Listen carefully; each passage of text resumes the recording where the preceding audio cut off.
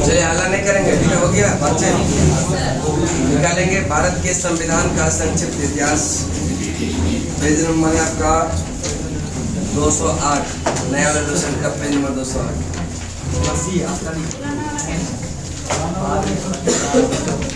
नाम पॉलिटिक हो जाए ना का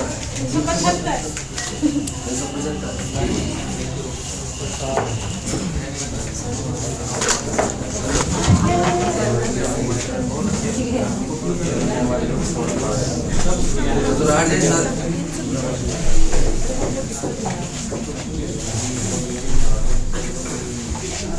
चलिए पहला है 1773 का रेगुलेटिंग एक्ट। 1773 का रेगुलेटिंग एक्ट। 1773 का रेगुलेटिंग एक्ट कंपनी के शासन पर संसदीय नियंत्रण जो स्थापित किया गया वह 1773 रेगुलेटिंग एक्ट के तहत और पहली बार कंपनी के प्रशासनिक और राजनीतिक कार्यों को मान्यता दिया। किस एक्ट में? 1773 का रेगुलेटिंग एक्ट। 1773 का केंद्रीय प्रशासन की नींव रखी गई। किस एक्ट के तहत? 1773 का रेगुलेटिंग एक्ट। 1773 का रेगुलेटिंग एक्ट बंगाल के गवर्नर को बंगाल का गवर्नर जनरल कहा जाने लगा। किस एक्ट के तहत? 1773 रेगुलेटिंग एक्ट के तहत बंगाल के गवर्नर को क्या बना दिया? Governor general. बंगाल का बंगाल का अंतिम गवर्नर कौन हुआ? Warren Hastings. और बंगाल का प्रथम गवर्नर पूछेगा तो कौन है? रॉबर्ट। और बंगाल का प्रथम गवर्नर जनरल क्या वारेन हेस्टिंग्स। कलकत्ता प्रेसिडेंसी में एक ऐसी सरकार स्थापित किया जिसके परिषद में कितना 5 सदस्य कितना हुआ करता? जिसमें कि एक गवर्नर जनरल था और एक 4 और कलकत्ता में एक उच्चतम न्यायालय की भी स्थापना किया 1774 रेगुलेटिंग एक्ट के तहत 1774 में। अगर ईस्वी पूछेगा तो 74 और किस रेगुलेटिंग 1700 नेक्स्ट चेक करेंगे। उसमें प्रथम मुख्य न्यायाधीश जो थे सर एलिजा और 3 अन्य न्यायाधीश थे चैम्बर्स मिस्टर। कंपनी के कर्मचारियों को निजी व्यापार और भारतीय लोगों से उपहार और रिश्वत लेने पर भी क्या कर दिया? प्रतिबंध लगा दिया। किस एक्ट के तहत? 1773 केंद्रीय प्रशासन की नींव रखी गई। किस एक्ट के तहत? 1773 रेगुलेटिंग एक्ट। 1773 कंपनी के शासन पर यह संसदीय नियंत्रण स्थापित किया गया। किस एक्ट के तहत? 1773 का रेगुलेटिंग एक्ट। 1773 का नेक्स्ट बंगाल के गवर्नर को बंगाल का गवर्नर जनरल कहा जाने लगा। किस एक्ट के तहत? 1773 रेगुलेटिंग एक्ट बंगाल का अंतिम गवर्नर और बंगाल का प्रथम गवर्नर जनरल कौन हुआ? Warren Hastings. कलकत्ता में उच्चतम न्यायालय की स्थापना किया गया था। कब? अगला है act of settlement 1781। Act of settlement 1781 regulating act की कमियों को दूर करने के लिए कलकत्ता सरकार को यह बंगाल, बिहार और उड़ीसा के लिए भी विधि बनाने का प्राधिकार प्राप्त किया गया। ये किस एक्ट के तहत? Act of settlement 1781। फिर आता है 1784 का पिट्स इंडिया एक्ट। 1784 का दोहरे प्रशासन प्रारंभ हुआ। 1784 का बोर्ड ऑफ डायरेक्टर्स जो कि व्यापारिक मामले से संबंधित था और बोर्ड ऑफ कंट्रोल दोनों का पृथककरण किया गया 1784 के पिट्स इंडिया। फिर एक अधिनियम आता है 1786 का जो लूसेंट में नहीं है, ठीक है। यहाँ पे गवर्नर जनरल को विशेष परिस्थिति में अपने परिषद के निर्णय को निरस्त करने अथवा लागू करने का अधिकार प्रदान किया गया। किस अधिनियम के तहत? 1700 गवर्नर जनरल को प्रधान सेनापति की शक्तियां भी प्रदान किया गया और यह दोनों शक्तियां जो प्राप्त हुआ था उसको होता लॉर्ड नियंत्रण बोर्ड के सदस्यों के तथा कर्मचारी के वेतनादि को यह भारतीय राजस्व से देने की व्यवस्था किया गया। यह 1793 बंगाल के गवर्नर को बंबई मद्रास के पर्यवेक्षक का अधिकार दिया था। किस अधिनियम के तहत? 1793 और उसके बाद फिर 1813 का चार्टर अधिनियम। देखिए 1713 में भी यह चार्टर अधिनियम यानी कंपनी के अतिरिक्त बढ़ा था 20 वर्षों के लिए। कितने वर्षों के लिए? 1813 में भी कंपनी के अधिकार पत्र को कितने के लिए बढ़ाया? 20 वर्षों के लिए। कितने वर्ष के लिए? और कंपनी के भारत के साथ व्यापार करने का अधिकार को क्या किया इसमें? छीन लिया गया।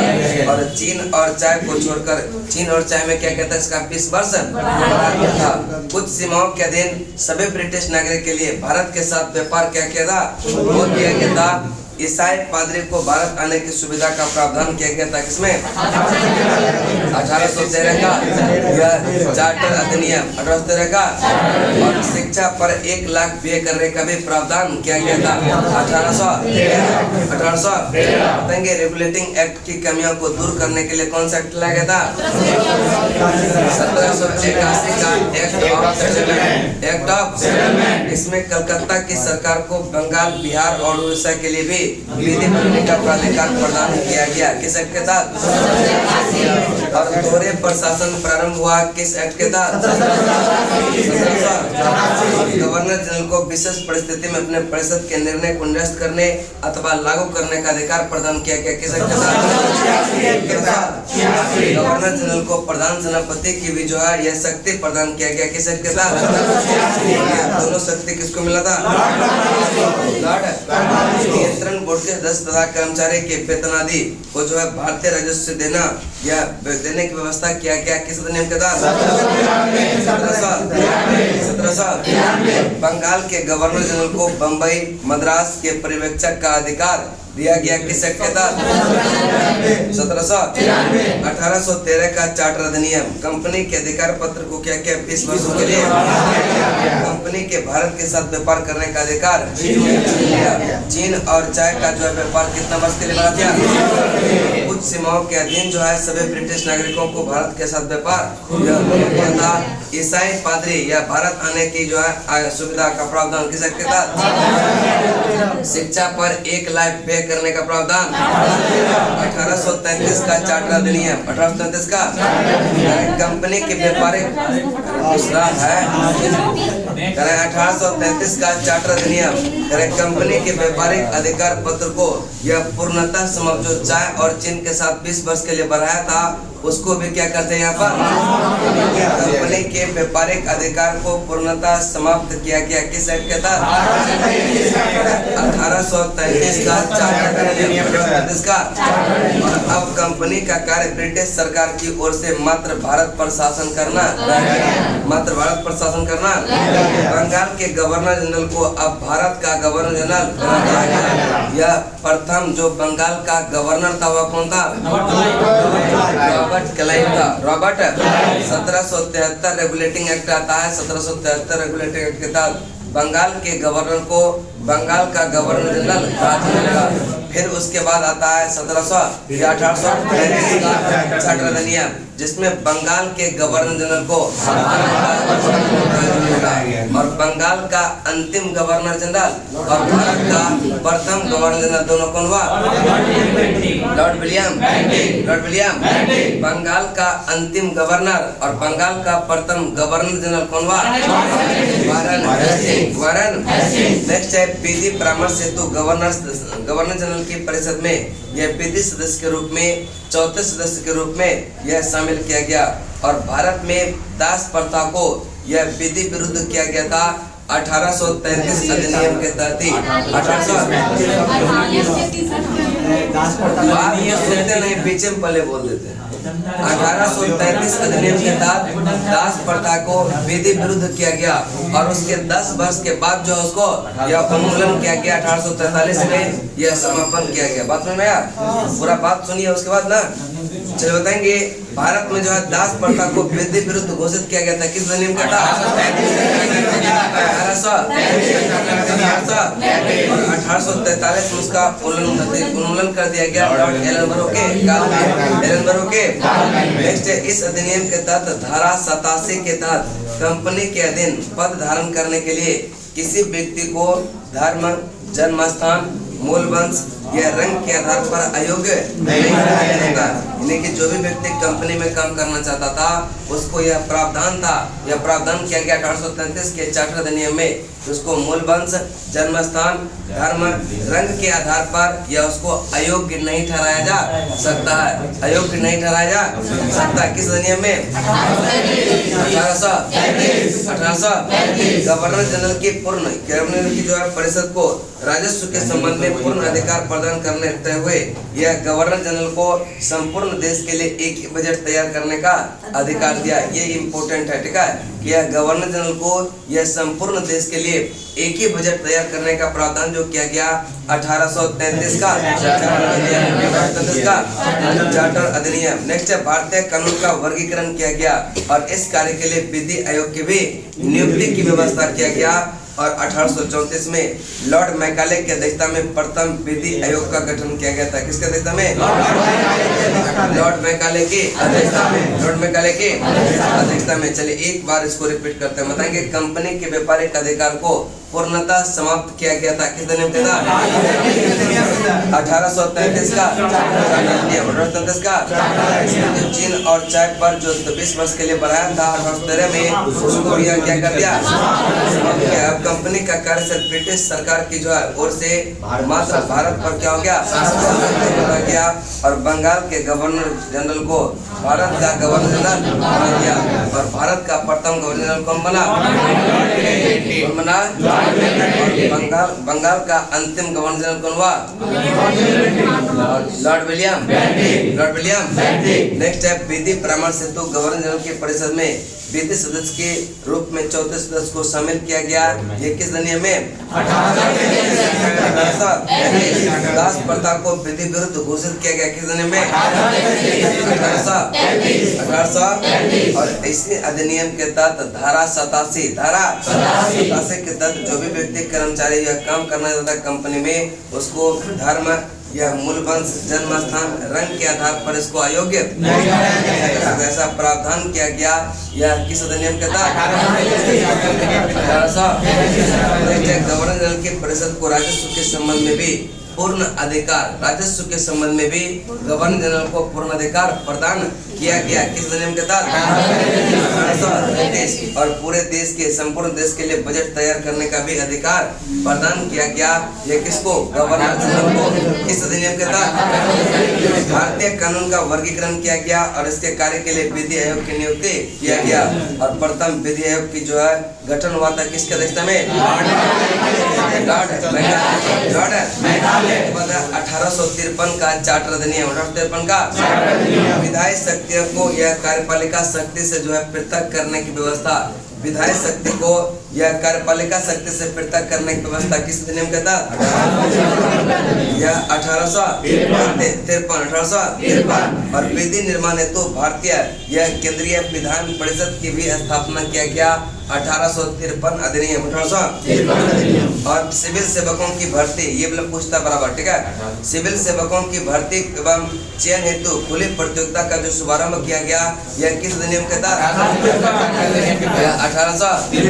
1853। नेक्स्ट चलते हैं 1854 में यह मैकाले समिति की नियुक्ति किया गया। 1854 में मैकाले समिति की नियुक्ति किया गया गवर्नर जनरल की परिषद के विधायी एवं प्रशासनिक कार्यों को अलग किया गया। यह किस अधिनियम के तहत? 1853। इसके तहत 6 नए पार्षद जोड़े गए जिसको कहा गया विधान पार्षद। क्या कहा गया? विधायी शक्तियों को कार्यपालिका शक्ति से पृथक करने की व्यवस्था किसमें? 1853। विधि निर्माण हेतु भारतीय विधान परिषद की स्थापना किया गया किस अधिनियम के तहत? 1853। सिविल सेवकों की भर्ती एवं चयन हेतु खुली प्रतियोगिता का शुभारंभ किया गया 1853 अधिनियम के तहत। 1853 अधिनियम के 1854 में मैकाले समिति की भी नियुक्ति किया गया और गवर्नर जनरल की परिषद को विधायी एवं प्रशासनिक कार्यों को अलग किया गया और इसी के तहत 6 नए पार्षद जोड़ा गया जिसको क्या कहा गया? विधान पार्षद। के बाद है 1858 का भारत शासन अधिनियम। 1858 का भारत का शासन कंपनी से लेकर ब्रिटिश क्राउन के हाथों में सौंपा गया। भारत का शासन यह कंपनी से लेकर के ब्रिटिश क्राउन के हाथों में भारत में मंत्री पद की जो है व्यवस्था किया गया किस अधिनियम के तहत? 1858। भारत में मंत्री पद की व्यवस्था किया गया 1858 और 15 सदस्य की भारत परिषद का सृजन भी हुआ जिसमें 8 जो था वह ब्रिटिश सरकार द्वारा और 7 सदस्य कंपनी के 7 सदस्य कंपनी के भारतीय मामलों पर ब्रिटिश संसद का सीधा नियंत्रण स्थापित किया गया किस अधिनियम के तहत? 1858। मुगल सम्राट के पद को यहाँ पर क्या कर दिया गया? मुगल सम्राट के पद को क्या कर दिया? समाप्त कर दिया किस अधिनियम के तहत? 1858 की बोर्ड ऑफ डायरेक्टर तथा बोर्ड ऑफ कंट्रोल को भी यहाँ क्या कर दिया? कर दिया। भारत के गवर्नर जनरल का नाम बदलकर भारत का वायसराय कर दिया 1858। यह प्रथम गवर्नर जो था बंगाल का वह कौन था? रॉबर्ट। और यह बंगाल का जो अंतिम गवर्नर कौन हुआ? Warren Hastings. 1773 रेगुलेटिंग एक्ट के तहत यह क्या कर दिया? बंगाल के गवर्नर को यह प्रथम गवर्नर जनरल कौन हुआ? Warren Hastings. फिर 1833 का अधिनियम आता है उसमें बंगाल के गवर्नर जनरल को क्या कर दिया? Governor general. और बंगाल का अंतिम गवर्नर जनरल भारत का प्रथम गवर्नर जनरल कौन हुआ? Lord William. उसके बाद 1858 का यह अधिनियम आता है इसमें जो है यह भारत के गवर्नर जनरल को क्या कर दिया? भारत का। अब यहाँ भारत का अंतिम गवर्नर जनरल और भारत का प्रथम वायसराय कौन हुआ? Lord Canning. भारत के गवर्नर जनरल का नाम बदलकर क्या कर दिया? वायसराय किस अधिनियम के तहत? 1800। भारत के राज्य सचिव की भी नियुक्ति किया गया। यह भारत के राज्य सचिव की नियुक्ति 1858 अधिनियम के तहत थी। 1800। और सचिव का जो ऑफिस होता था यह ऑफिस तो बनता था लंदन में। उसके ऑफिस का खर्चा यह भारत से लिया जाता था होम चार्जेस के रूप में। किस रूप में? होम चार्जेस के रूप में। उसके बाद 1861 का भारत परिषद अधिनियम। 1861 का गवर्नर जनरल की कार्यकारिणी परिषद का विस्तार किया गया और विभागीय प्रणाली प्रारंभ किया गया लॉर्ड कैनिंग के द्वारा। किसके द्वारा? विभागीय प्रणाली का यह प्रारंभ किया गया था किसके द्वारा? गवर्नर जनरल को पहली बार अध्यादेश जारी करने की जो है शक्ति प्रदान किया गया 1861। ठीक है। गवर्नर जनरल को पहली बार अध्यादेश जारी करने की जो शक्ति प्रदान किया गया किस अधिनियम के तहत?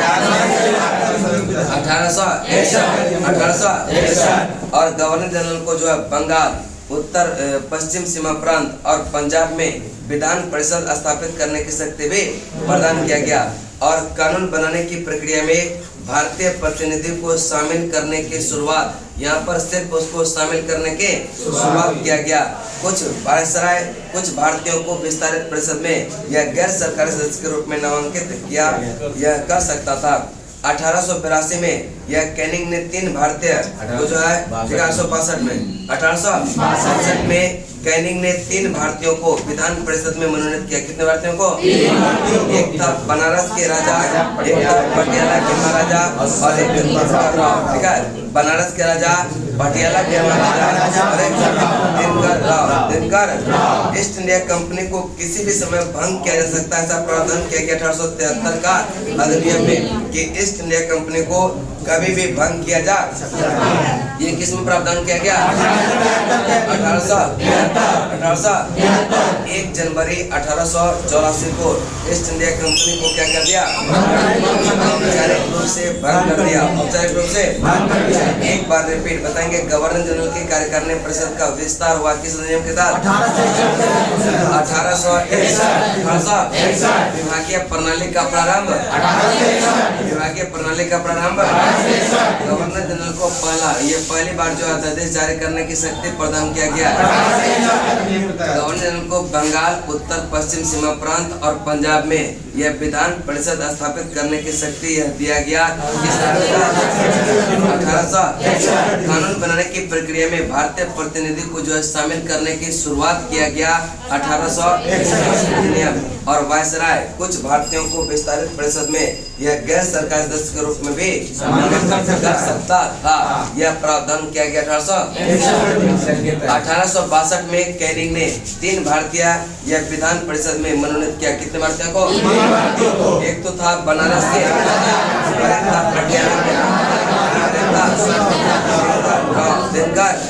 ईस्ट इंडिया कंपनी को किसी भी समय भंग किया जा सकता है, ऐसा प्रावधान क्या? यह 1800 ईस्ट इंडिया कंपनी को औपचारिक रूप से भंग कब कर दिया गया? उसके बाद आता है शाही उपाधि अधिनियम 1800 कि गवर्नर जनरल को यह केंद्रीय कार्यकारिणी में 6ठे सदस्य की नियुक्ति किया गया। उसे लोक निर्माण विभाग का कार्य सौंपा गया। किस निर्माण का? और 28 अप्रैल 1876 को यह महारानी विक्टोरिया को भारत के सम्राज्ञी यह शाही उपाधि अधिनियम 1800। नेक्स्ट है 1892 में भारत का परिषद, ठीक है, 1892 का भारत परिषद अधिनियम। भारत परिषद अप्रत्यक्ष चुनाव, बहुत बार क्वेश्चन पूछा गया। अप्रत्यक्ष चुनाव प्रणाली की जो शुरुआत 1892 अप्रत्यक्ष चुनाव प्रणाली की शुरुआत और इसके द्वारा राजस्व एवं व्यय अथवा जो है बजट पर पास करने का कार्यकारिणी से प्रश्न पूछने की शक्ति प्रदान किया गया 1861 में था कि कानून बनाने की प्रक्रिया में भारतीय प्रतिनिधि को शिल्प शामिल किया गया और 1892 में इसके द्वारा राजस्व व्यय अथवा बजट पर बहस करने तथा कार्यकारिणी से प्रश्न पूछने के किया गया। नेक्स्ट आता है 1919 का भारत परिषद अधिनियम। 1919 का यह भारत परिषद अधिनियम जिसको कहते हैं मार्लिमेंटो और सांप्रदायिक निर्वाचन के जनक कहते हैं लॉर्ड को। सांप्रदायिक निर्वाचन के जनक किसको? पहली बार मुस्लिम समुदाय के लिए पृथक प्रतिनिधि का उपबंध किया गया। पृथक प्रतिनिधि का उपबंध किया गया। यही क्वेश्चन बराबर रिपीट होता है। 1919 आता है, इसका मतलब ये वाला क्वेश्चन देने की संभावना ज्यादातर रहता है, ठीक है। यह पहली बार मुस्लिम समुदाय के लिए पृथक प्रतिनिधित्व का उपबंध किया गया किस अधिनियम के तहत? 1909 के मार्लिमेंटो और करें मुस्लिम सदस्य का चुनाव मुस्लिम मतदाता ही कर सकते थे। मुस्लिम सदस्य का चुनाव जो है यह मुस्लिम मतदाता ही कर सकते थे। नेक्स्ट है भारत सरकार यह अधिनियम के तहत, ठीक है, यह पहली बार विधायिका में कुछ निर्वाचित प्रतिनिधि को मंजूरी दिया। यह किस अधिनियम के तहत? 1900 सांप्रदायिकता को वैधानिकता प्रदान किया गया। 1900 भारतीयों को भारत सचिव एवं गवर्नर जनरल के कार्यकारिणी परिषद में नियुक्ति भी किया गया और केंद्रीय और प्रांतीय विधान परिषद को पहली बार बजट पर वाद विवाद और सार्वजनिक हित के विषय पर यह प्रस्ताव पेश करने, पूरक प्रश्न पूछने, मत देने का अधिकार भी प्रदान किया गया। किस अधिनियम के तहत? 1909 प्रांतीय विधान परिषद की संख्या में वृद्धि किया गया। प्रांतीय विधान परिषद की संख्या में और स्वतंत्र प्रसाद सिन्हा वायसराय की कार्यकारिणी परिषद में प्रथम भारतीय सदस्य बने और उसको जो है विधि आयोग का विधि का भी सदस्य बनाया गया। और इस अधिनियम के तहत presidency corporation, chambers of commerce विश्वविद्यालय और जमींदारों के लिए अलग प्रतिनिधि का प्रावधान किया गया। उसके बाद आता है 1919 का भारत शासन अधिनियम। भारत शासन इसको कहते हैं मॉन्टेग्यू चेम्सफोर्ड सुधार। मॉन्टेग्यू चेम्सफोर्ड सुधार। केंद्र में द्विसदनात्मक, ठीक है, केंद्र में द्विसदनात्मक यह विधायिका किसके द्वारा स्थापित किया गया? 1919 केंद्र में द्विसदनात्मक की बात कर रहा है, इसका मतलब दो सदन की बात हो रहा है, लेकिन केंद्र में द्वैध शासन की बात करेगा तो कौन सा जाएगा? 1935 द्विसदनात्मक, इसका मतलब यह सदन की बात हो रहा है, इसका मतलब यह 1919 क्वेश्चन को ध्यान से पढ़िएगा। वह द्विसदनात्मक लिखा हुआ है कि द्वैध शासन लिखा हुआ है, ठीक है। द्वैध शासन अगर रहेगा तो केंद्र में 1935 और द्विसदनात्मक रहेगा तो इसमें द्विसदनात्मक मतलब दो सदन, इसमें राज्य परिषद जिसको उच्च सदन कहते थे और एक होता था केंद्रीय विधानसभा जिसको कहते थे क्या? निम्न सदन, क्या कहते थे? और राज्य परिषद में कुल सदस्य की संख्या था 60। कितना था? राज्य परिषद में कुल सदस्य की संख्या निर्वाचित था 34। निर्वाचित कितना? निर्वाचित कितना? और इसका जो कार्यकाल होता था 5 वर्षों का। कितने वर्षों का? यानी उस समय जो उच्च सदन था उसका कार्यकाल होता था कितने वर्ष का? 5 वर्षों का। और निम्न सदन का जो कार्यकाल होता था वह 3 वर्षों का। कितने वर्षों का? 3 वर्षों का। केंद्रीय विधानसभा में जिसको कहते थे निम्न सदन, इसमें कुल सदस्यों की संख्या 144। कितना था? निर्वाचित संख्या कितना था? 104। मनोनीत कितना? मनोनीत कितना? दोनों सदनों के अधिकार समान थे। दोनों सदनों के अधिकार, लेकिन बजट पर स्वीकृति प्रदान करने का अधिकार जो था वह निचले सदन को और आज भी निचले सदन को ही है। प्रांतों में द्वैध शासन प्रणाली का प्रवर्तन, ठीक है, प्रांतों में द्वैध शासन प्रणाली का जो है यह प्रारंभ हुआ किस दिन के साथ? 1919, ठीक है। और प्रांतीय विषय को 2 भागों में बांटा गया, आरक्षित और हस्तांतरित। आरक्षित विषय का प्रशासन गवर्नर जो मेन पार्ट था उसको ले लिया था गवर्नर जनरल अपने पास, और जो यह हस्तांतरित विषय था वह प्रशासक निर्वाचित सदस्यों को, जो लोकल आता था लोकल चीज वह सब जो है यह निर्वाचित सदस्यों को दे दिया गया था। नेक्स्ट है इस द्वारा जो है यह इस द्वैध शासन प्रणाली को 1935 एक्ट के द्वारा क्या कर दिया? समाप्त कर दिया। यानी कि प्रांतों में द्वैध शासन जो समाप्त कर दिया वह किस नियम के तहत? 1935। और भारत सचिव को अधिकार दिया गया कि वह भारत में महालेखा परीक्षक की नियुक्ति कर सकता है। यह भी किस में दिया गया? 1919। भारत सचिव को यह अधिकार दिया गया, ठीक है, भारत सचिव को यह अधिकार दिया गया कि वह भारत में महालेखा परीक्षक की नियुक्ति कर सकता है। पहली बार भारत में लोक सेवा आयोग का गठन किया गया, ठीक है, पहली बार लोक सेवा, ठीक है, पहली बार जो भारत में लोक सेवा आयोग का गठन किया गया। और 1926 में, ठीक है, 1926 में ली आयोग, 1926 में ली आयोग की सिफारिश पर यह सिविल सेवकों की भर्ती के लिए केंद्रीय लोक सेवा आयोग का गठन करने आए। कैसे हैं? सर बुला के बेइज्जती करते हैं, चला के चलते, ठीक है, खाली हाथ आए ऐसे नहीं, ठीक है, बोला खाली हाथ आए नहीं, किताब मेरा बैग आ गया सर, बनी रख ले वायरस के पास नहीं,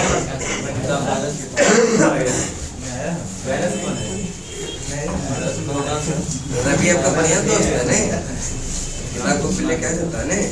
चल नेक्स्ट है सांप्रदायिक आधार पर सिख या भारतीय ईसाई आंग्ल और यूरोपियों के लिए जो है पृथक निर्वाचन के सिद्धांत को क्या विस्तारित किया गया। 1909 अधिनियम में सिर्फ किसको दिया गया था? मुस्लिम को। 1919 में सांप्रदायिकता का क्या कर दिया इसमें विस्तार किया गया, जिसमें कि सिख, भारतीय ईसाई, आंग्ल भारतीय और यूरोपियों के लिए भी पृथक निर्वाचन के सिद्धांत को विस्तारित किया गया। पहली बार केंद्रीय बजट को राज्य बजट से जो है अलग किया गया 1919।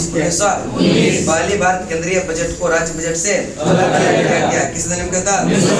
और एक वैधानिक आयोग का गठन किया गया जो 10 वर्ष के बाद यह जांच कर जो अपने रिपोर्ट को प्रस्तुत करता था। यह द्वैध शासन यह प्रांतों में द्वैध शासन समाप्त किया लागू किया गया किस अधिनियम के तहत? और प्रांतों में द्वैध शासन समाप्त किया गया 1935। जब भारत सचिव को यह अधिकार दिया कि वह भारत के माल्य का प्रेक्षक की नियुक्ति कर सकता है किस अधिनियम के तहत? 1919। और पहली बार भारत में लोक सेवा आयोग का गठन हुआ था, यह किसके सिफारिश पर? 1926 में। वायसराय की कार्यकारिणी परिषद में 6 सदस्य में से यह कमांडर इन चीफ को छोड़कर यह 3 सदस्य क्या होता था? भारतीय अवश्य कर दिया, ठीक है, भारतीय होना अवश्य कर दिया। और सांप्रदायिक आधार पर यह सिख, भारतीय, ईसाई, आंग्ल भारतीय और यूरोपियों के लिए भी पृथक निर्वाचन सिद्धांत को विस्तारित किया गया, जबकि 1909 में किसके पास था? मुस्लिम, सिर्फ मुस्लिम। नेक्स्ट चलते हैं आगे, करें कि 1900 फिर आपका आ जाएगा 1935, ठीक है, 1935 में देखिए जो इम्पोर्टेंट उसको हम याद करवा दे रहे हैं, ठीक है। 1935 अधिनियम में अनुच्छेद की संख्या अगर पूछेगा यह 321 कितना था? और अनुसूचियां 10 और करें कि अखिल भारतीय संघ, ठीक है, अखिल भारतीय संघ की जो स्थापना हुआ था यह 1935 अधिनियम के ही था। और भारत परिषद का अंत 1935 अधिनियम 1935। और प्रांतों में द्वैध शासन का अंत हुआ था 1935। केंद्र में जो है यह द्वैध शासन की स्थापना किस अधिनियम के तहत? और अभी जो देख रहे हैं संघ सूची, राज्य सूची और संवर्ती सूची, उस समय हुआ करता था परिसंघ सूची और प्रांतीय सूची और संवर्ती सूची। यह प्रावधान 1935 और यह परिसंघ सूची में यह जो कानून बनाता था वह उच्च सदन और जो है यानी कि मतलब केंद्र सरकार, ठीक है। और प्रांतीय सूची में राज्य जो अभी है राज्य सूची में और संवर्ती सूची में दोनों, ठीक है, दोनों आता था। मतलब जो अभी संघ सूची का विषय है उस समय परिसंघ सूची का हुआ करता था, जो राज्य सूची का विषय है वह प्रांतीय सूची का विषय हुआ करता था, और जो दोनों में वह क्या है? संवर्ती सूची। चल नेक्स्ट है अवशिष्ट विधायी शक्ति, यह वायसराय को किसको दिया गया था? अवशिष्ट विधायी शक्ति किसको? यह प्रावधान 1935 अधिनियम के तहत। मुखिया जी बड़ी खुश है, कुछ दिक्कत ना? चलिए आगे चलते हैं। बर्थडे है, चलिए अगर बोलते हैं हैप्पी बर्थडे।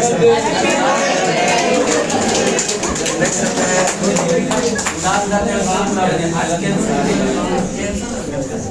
टेंशन हो गया बर्थडे से।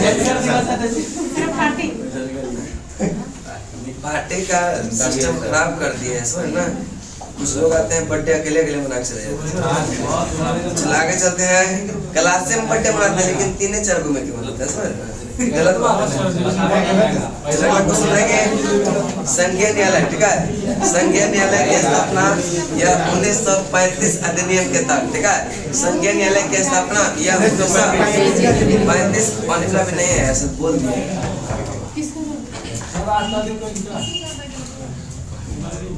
चल बताएंगे करेंगे। संघीय न्यायालय की व्यवस्था यह 1935 अधिनियम 1935 और इसका स्थापना हुआ था 1 अक्टूबर 1937। 1 अक्टूबर 1937। अवशिष्ट विधायी शक्ति किसके पास? अवशिष्ट विधायी शक्ति संघीय न्यायालय की स्थापना किस अधिनियम के तहत? 1937 और इसका स्थापना हुआ था 1 अक्टूबर 1937। 1 अक्टूबर 1937 और न्यायालय से संबंधित जो अंतिम शक्ति प्राप्त होता था privy council London, privy council London. Next है भारत के सर्वोच्च न्यायालय के रूप में इसको जाना जाने लगा था 28 जनवरी 1950 से। 28 जनवरी 1950 इसको लगा दीजिए।